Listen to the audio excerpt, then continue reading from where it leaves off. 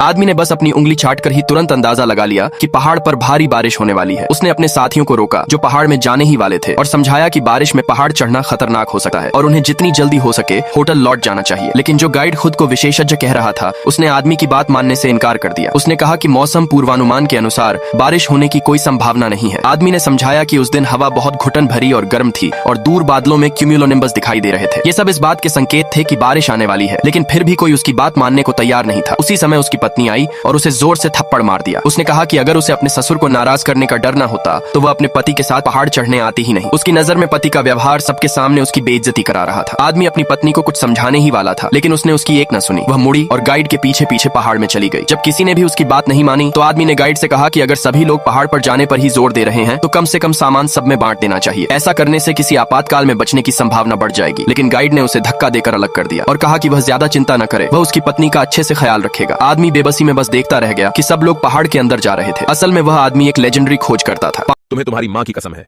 Video को like करो और चैनल को सब्सक्राइब करो। धन्यवाद। 5 साल पहले जब वह पहाड़ पर चढ़ रहा था उसने अपनी जान जोखिम में डालकर अपनी पत्नी के दादा की जान बचाई थी। इस एहसान का बदला चुकाने के लिए दादा ने अपनी पोती की शादी उससे कर दी। लेकिन आदमी ने कभी अपनी पत्नी को अपने खोजकर्ता होने की पहचान नहीं बताई। इन 5 सालों में उसकी पत्नी अपनी करियर में व्यस्त रही और सोचती थी कि उसका पति बस उसी के पैसों पर जी रहा है। वह रोजमर्रा में उससे ठंडी रहती थी, फिर भी आदमी दादा की कहानी याद रखता था। वह हमेशा अपनी पत्नी का ख्याल रखने वाला आदमी था, इसलिए उसने 5 साल से धूल खा रही अपनी खोजी छुरी निकाली और अकेले ही पहाड़ में चला गया। सब्सक्राइब कर लो, अगला पार्ट जल्द ही आएगा।